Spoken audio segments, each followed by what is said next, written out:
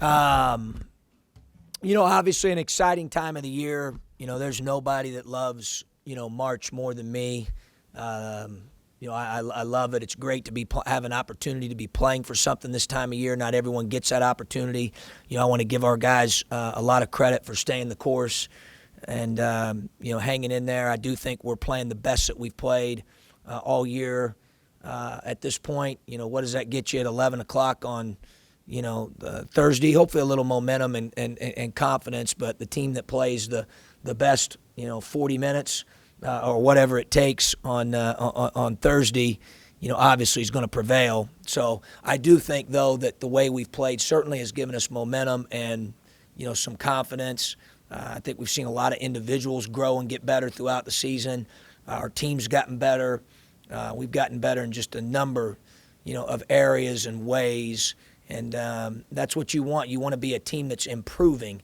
Obviously, if you can win in the process of improving, that's even better.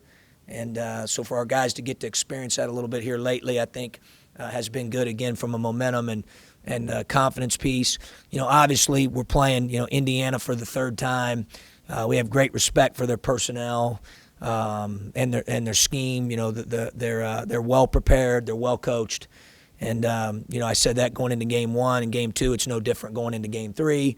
I really have a lot of respect for what they do. So, it'll be a great challenge. Our guys are looking forward to it. The biggest thing is getting our minds and bodies ready, to compete Thursday at the highest level that we possibly can and, have a little toughness and see if we can go out there and make a few plays. I think those are the two keys, really in March, whether it's a conference tournament or, whether it's another postseason tournament, others. So, I think that's really important. I do think conference tournaments are a little unique because you're playing teams for the second or third time. And familiarity, I always say this time of year breeds contempt. So, we'll be familiar with their personnel and their system just like they're familiar with ours. There's not a whole lot of secrets now with the way video is done in scouting. So, at the end of the day, I think, toughness and players making plays and, that'll be the difference. So, but we're excited to go to Indianapolis and, love the direction that we're headed. I'm really excited for our guys. Questions? John, how surprised were you that Nana Agwu wasn't on the all-defensive team? Shocked. Again, every coach has their own ballot and their own opinion. He was certainly on my ballot. I've said, I've been doing it a long time. I think he's one of the elite defenders in our league. Certainly this season, he's one of the best defensive players I've ever coached. I've been very fortunate to have a chance to coach a lot of good ones, and he's certainly right up there. So, but again, that's my opinion. The other coaches are certainly, able to and obviously did, offer theirs. So, that's fine. Do I think he's one of the top 5 defenders in the league? Beyond the shadow of a doubt, I do. Well, help us understand that. I can see if the sports writers are picking that because having voted in those, we tend to lean on a couple of individual metric steals or whatever. Sure. And block shots, and Nana's got some block shots, but in trying to appreciate what he does defensively, I mean, it goes beyond those individual things. No that question, are Tom. quantified, doesn't Yeah, no question. His intelligence, I've said it all along, just how smart he is, how great he is with scouting. He covers up a multitude of sins, and he's really good defensively. I don't know what to say other than that. I mean, I told you he's one of the best defenders I've ever coached. I've had a chance to coach some great ones. He certainly means a lot to our team and our defense. And, in my opinion, I think he's one of the top 5 defenders in the league and deserved an opportunity to be on that team. But, Nana, we always control the controllables in our program, and, some of those things you can't control. But I'm sure glad that I get a chance to coach him every day. With his high standards, I mean, how well did he grade out against Iowa? Was that one of his better games, even by his standards? I don't know what his final percentage was. I know he was in the 70s or higher. I don't remember the exact number, Jim. I don't remember it. I looked at it yesterday. I've been really focused on Indiana since Sunday. And as we head into season 3, we did look at some clips to learn like we always do, regardless of opponent after the game. But he was in the 70s. Our team was in the 70s, which is good. Our team graded out well. This season, but with the season 3 conference tournament approaching, what are you most looking forward to seeing out of your guys and responding to this different element? Seeing different from our guys. We just want to keep building on how we've been playing. I think, our guys will be the first to tell you. We watched the film yesterday. We certainly weren't perfect in Iowa City. We had our share of mistakes. We took a look at those yesterday, took a look at our good plays, trying to learn, trying to improve. We're trying to get better every day. I don't know if that really changes, Marcus, heading into the conference tournament. We want to continue to be aggressive and, attack and be loose. And I want them to have fun. I mean, this is a fun, time of year. And like I said at the outset, to have an opportunity to be playing, be playing for something, and the way that they've handled themselves and the way they played here lately, I think really speaks a lot of their DNA and who they are, as a team and who they are individually as people. Had high praise for Kendrick Nunn. Are teams doing anything different now that he's not a secret anymore? Obviously the more he plays, scouting starts to come into play, Jeremy. I think that's a great question, but, we're just, Kendrick's just playing. One thing about him is he just plays, obviously it's our job to make adjustments and counter different things based on how the opponent might play him or other guys, but he just plays. I want him aggressive. He's been aggressive.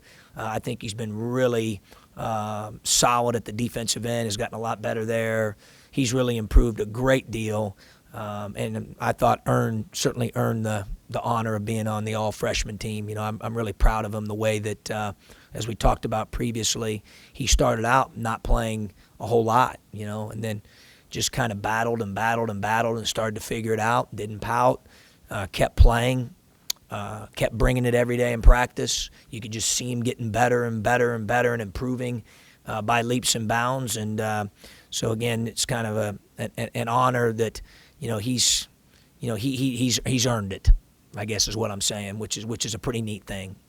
He's aggressive, but he's offensively, he's, I don't know, restrained or whatever. I mean, he's very efficient. I think since he's starting, he's shooting like almost 54%, which for a 6'3" guy is pretty good. So he's not taking a lot of bad shots. He's not forced. No, it's restrained is the word you used. I think, IQ, maybe intelligence, in terms of, you got to be that efficient, you do have to take good ones, and he takes good ones. He does.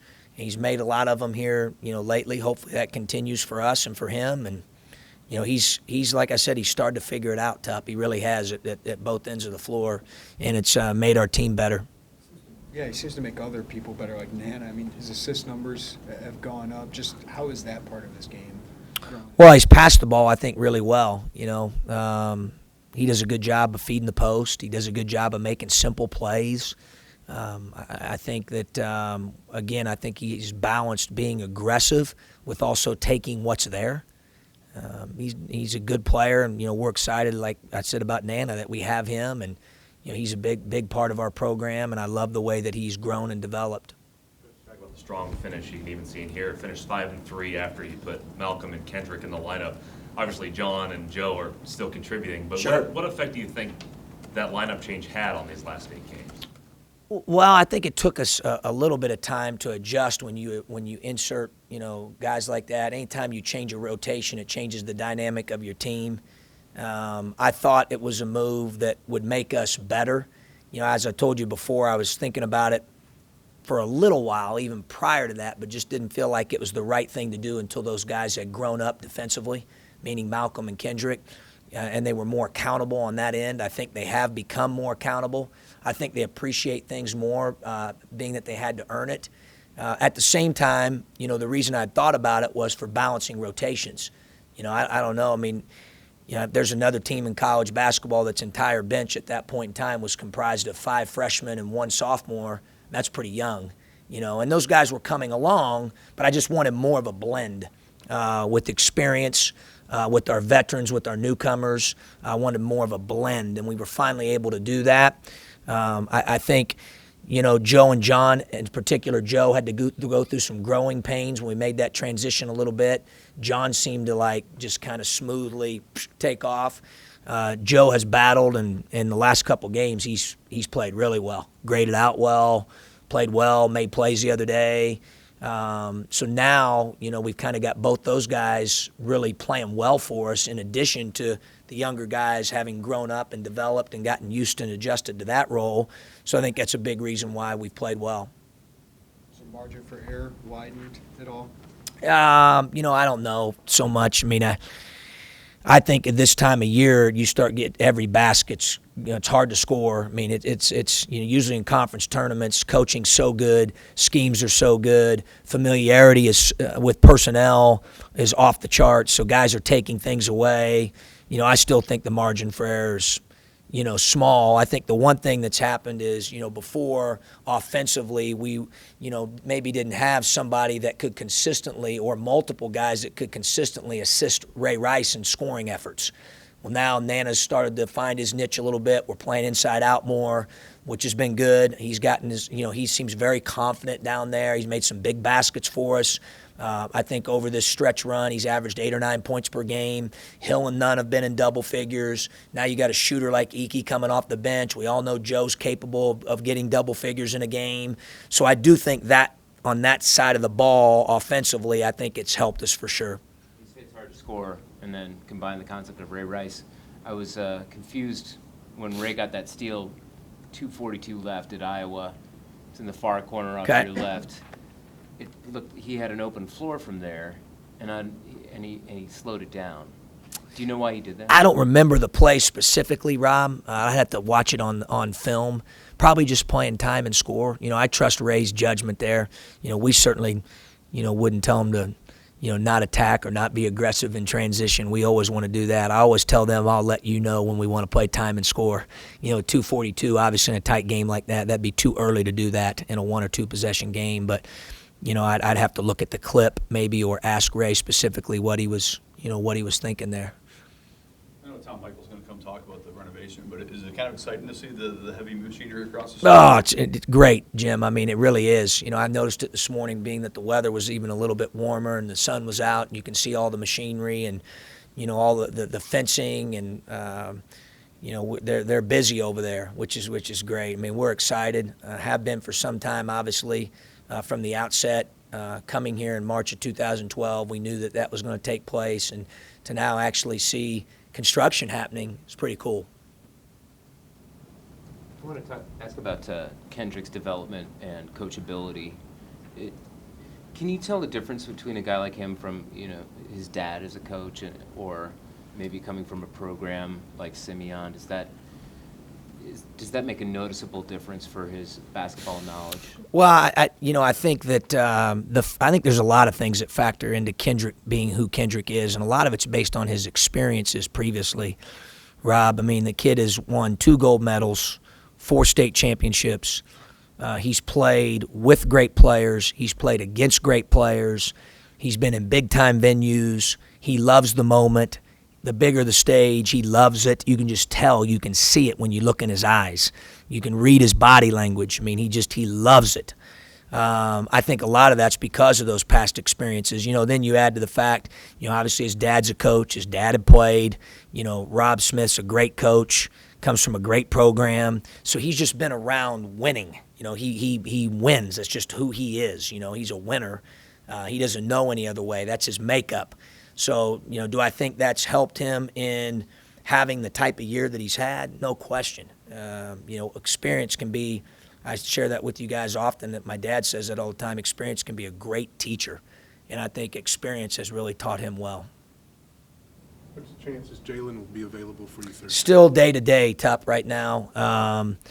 I think he could have gone yesterday. I held him out yesterday, again, just to kind of get the trainer and I made that decision. Paul Schmidt and I made that decision together.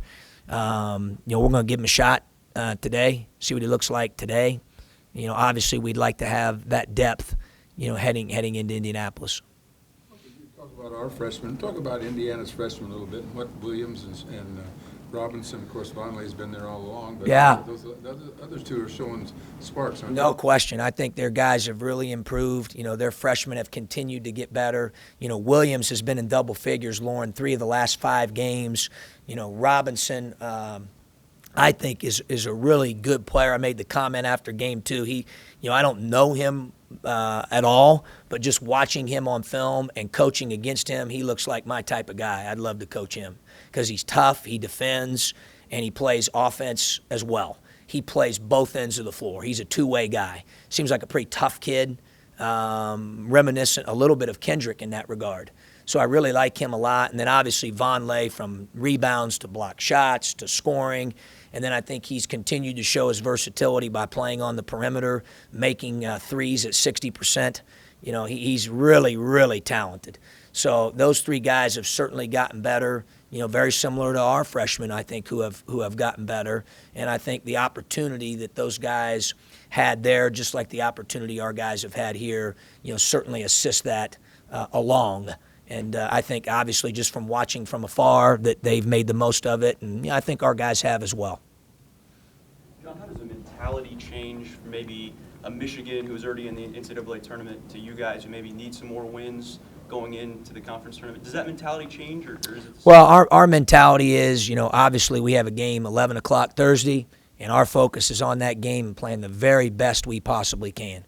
This time of year, I really think it's just simply trying to be better than the team you're playing that night. That's it. I don't really, what the other 349, whatever it is, 50, DB knows the number, other teams are doing that night has no influence on our game that day. It's us and them. So that's our focus. That's the way we've always operated in March. And that's what we'll continue to do, heading into this one on Thursday. Is there any advantage to playing the first game or any disadvantage? I've played some early games before. I think you have to, adjust we've adjusted how we do things in preparation for that, because of our past experience as a staff, having played early games, Rob. But you've got to be unconditional. I tease the guys all the time, even in our fall meeting every year, like, we can't control what time TV, the dates of games or the times of games, or, it's not like you can tell, the Big Ten, I don't like my time, can you move me? I mean, it doesn't work that way. So you have to be unconditional. It's one of the reasons why we practice at different times all year, especially in the fall. We'll practice on weekends at 10 a.m. We do that. We'll work out some Saturdays if we have a Sunday game at 10 a.m., so we can get to the opponent's city or town and try to be there early. So our guys are accustomed to practicing at, that time and practicing at different times. And we talk a lot about being unconditional, and that's just kind of part of it. That's the time they gave us, and, we got to be ready to go at 11 a.m. Central Time. We got any questions from the phone lines for Coach Groce? Hey, John, this is Jim Cotter. Mav Morgan come along pretty good and has spelled Nana Egwu at times. Can you talk a little bit about his progress, especially in the later stages of the Big Ten? Yeah, I think he's improved a lot, and I've really seen a lot of that really over the last 2 to 3 weeks. I think he's being more physical. He's understanding what we want defensively better. I like. I think he's become a really good screener for us. He's a guy that. Sometimes with Mav, I tease him. I say, I think I got, more confidence in you getting it down there than you do, just to joke with him sometimes. But I want him to catch the ball and earn touches in and around the basket. I think he has great touch. He has great hands. He has a great frame. He learns quickly. He cares. So I think you're right. I think he's improved a lot, and he's played some very important minutes for us, whether that's spelling Nana, whether that's playing for Nana when Nana has foul trouble. He's a really, really important part of our team. John, this is Shannon Ryan. Obviously, Iki had that huge shot against Iowa and had some other big shots this year.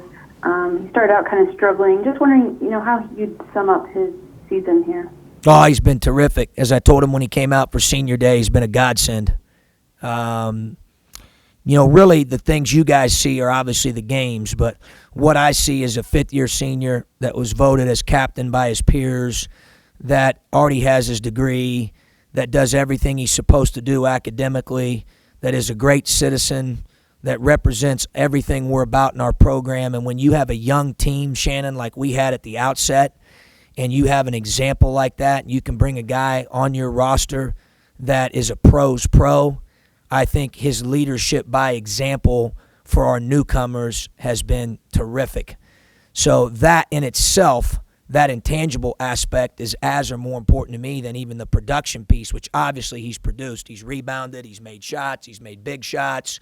He and Nana regularly grade out the highest defensively on our team, game in, game out. It's hard to catch him making a mistake. Defensively, he's intelligent. He truly has been a godsend, for our program. And, I just hope, and I think he has. He and his mom tell me that he has enjoyed it as much as I've enjoyed coaching him. John, it's Steve.